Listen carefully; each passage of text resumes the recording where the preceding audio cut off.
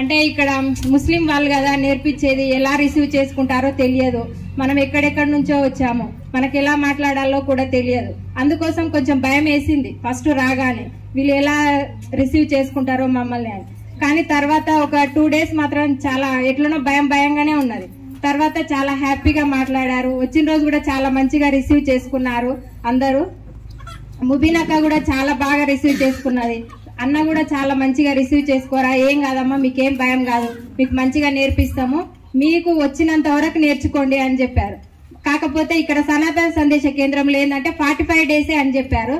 తర్వాత గవర్నమెంట్ నుంచి మేడం వచ్చి, వనజ మేడం గారు వచ్చి ఇక్కడ మమ్మల్ని అందరినీ చూసి ఏం చెప్పారంటే, మీకు ఇంకా నేర్చుకోవాలని ఉందా, ఈ 45 days అయినా అంటే, లేదు మేడం మాకు ఎక్స్టెండ్ చేయండి, ఇంకా గవర్నమెంట్ తరపు నుంచి మాకు ఇంకా ఎక్స్టెండ్ చేయండి అంటే 3 months ఛాయిస్ ఇస్తాము, మీరు నేర్చుకోండి అని చెప్పారు.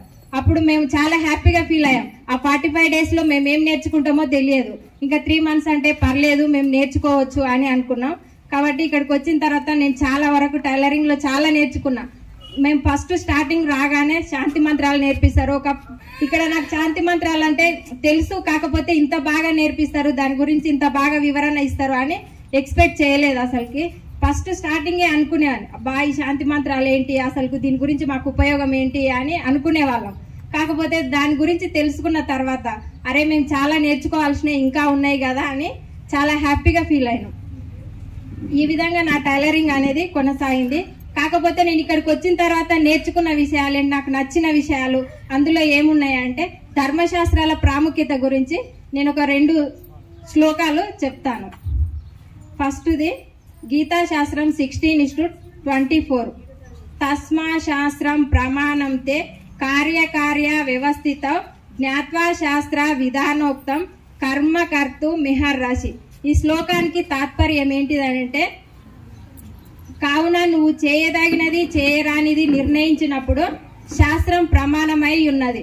శాస్త్రం నందు తెలుపబడిన దానిని తెలుసుకొని నీవు దానిని అనుసరించి ప్రపంచమున కర్మ చేయము. అంటే దీనికి అర్థం ఏంటంటే, మనం ఏదైనా పని చేయాలనుకుంటే శాస్త్రంను అనుసరించి మన పనిని అనేది కొనసాగించాలి. దీనికి ఒక స్మాల్ ఎగ్జాంపుల్ చెప్తా నేను. ఇప్పుడు సపోజ్ మనం ఒక ఫోన్ గానీ కుక్కర్ గానీ షాప్ దగ్గరికి వెళ్ళి తెచ్చుకున్న తర్వాత దాని వెనకాల మనకు ఒక బుక్ అనేది ఇస్తారు కదా, ఆ మాన్యువల్ ప్రకారము మనము దాన్ని రన్ చేసుకోవాలి. లేదంటే మనకి ఇష్టం వచ్చినట్లు ఒక 3 విజిల్స్ వస్తే పప్పు ఉడుకుతుందని మనం అనుకుంటాం. కాకపోతే వాళ్ళు చెప్పిన దాని ప్రకారం 3 అని మనం అనుకుంటాం. అవి మనం ఏం చేస్తాం, ఓ 4 వస్తే ఇంకా బాగా ఉడుకుతుంది, 5 వస్తే ఇంకా బాగా ఉడుకుతుంది అని చెప్పేసి మనకు నచ్చినట్టు ఎన్నో విజిల్స్ వచ్చేదాకా ఉంచుతాం. అప్పుడు పప్పు అనేది మాడిపోతుంది కదా. కాబట్టి శాస్త్రం ప్రకారం మనం ఏదైనా చేస్తే ఉపయోగం అనేది ఉంటది. మనకు నచ్చిన విధంగా ఏ వస్తువు అయినా సరే, అదే అనే కాదు మన జీవితం అయినా సరే, శాస్త్రం ప్రకారం అనేది నడుచుకోవాలి. మనకు నచ్చినట్లు ప్రవర్తిస్తే మన జీవితం కూడా వ్యర్థం అవుతుంది. గీతా 16:23. యశాస్త్ర విధిముసృజ్య వర్తతే కామకారహతః నస సిద్ధి మవాప్నోతి నా సుఖం నా పరంగతి. దీని తాత్పర్యం ఏంటంటే, ఎవడగు శాస్త్రమగు విధిని విడిచిపెట్టి తనకు ఇష్టం వచ్చినట్లు ప్రవర్తించునో అట్టివాడు పురుషార్థ సిద్ధిని గాని సుఖమును గాని ఉత్తమ గతియగు మోక్షమును గాని పొందనేరడు. అంటే దీని అర్థం ఏంటంటే, శాస్త్రమును విడిచిపెట్టి తనకు నచ్చినట్లుగా ప్రవర్తిస్తే అతను జీవితం అనేది అల్లకొల్లోలం అవుతుంది. తనకు నచ్చిన విధంగా ప్రవర్తిస్తే వేరే వాళ్ళతో కూడా మనశాంతిగా ఉండలేడు, వాళ్ళతో మాట్లాడడానికి కూడా ముందుకు రాలేడు. పురుషార్థ సిద్ధిని అంటే ఏంటిదంటే, ఇప్పుడు సపోజ్ మనకు ఒక స్మాల్ ఎగ్జాంపుల్, రోజ్ ఫ్లవర్స్ ఉంటాయి, చూడగానే మనకు చాలా అందంగా అనిపిస్తాయి. అదే ప్లాస్టిక్ ఫ్లవర్స్ ఉంటాయి, దూరం నుంచి చూసినా చాలా అందంగా ఉంటాయి, దగ్గరికి వెళ్ళి చూసినా చాలా అందంగా ఉంటాయి, కానీ దానికి సువాసన అనేది ఉండదు. ఈ పురుషార్థ సిద్ధి కలిగిన మనుషులు కూడా ఎలా ఉంటారంటే, చూడడానికి చాలా బాగుంటారు, కానీ వాళ్ళ ప్రవర్తన వేరుంటది, మనకన్నా చాలా డిఫరెంట్ గా ప్రవర్తిస్తూ ఉంటారు. ఈ శ్లోకాల గురించి నేను నేర్చుకున్న విషయం ఇదే. అందుకే శాస్త్రం ప్రకారము మనందరం నడుచుకోవాలని నేను అనుకుంటున్నాను. ఇంతటితో నా చిన్ని ఉపన్యాసాన్ని ముగిస్తున్నాను. అందరికీ థ్యాంక్స్.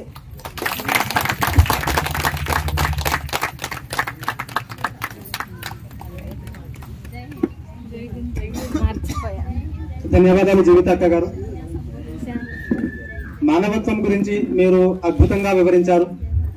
ఈరోజు మనమందరం కూడా సమాజంలో చూస్తున్నాము, ఎటువైపు చూసినా గానీ మానవత్వం లేని కారణంగా మనుషులు ఏం చేస్తున్నారు అంటే ఎదుటివారికి ద్రోహం చేయడం మాత్రమే కాదు, కన్న తల్లిదండ్రులను కూడా గొంతులు కోసేసి మరి చంపేస్తున్నారు. ఇవల్ల ఎందుకోసం జరుగుతున్నాయి అంటే మానవత్వం లేని కారణంగానే అని చాలా అద్భుతంగా మనందరికీ కూడా వివరించడం జరిగింది.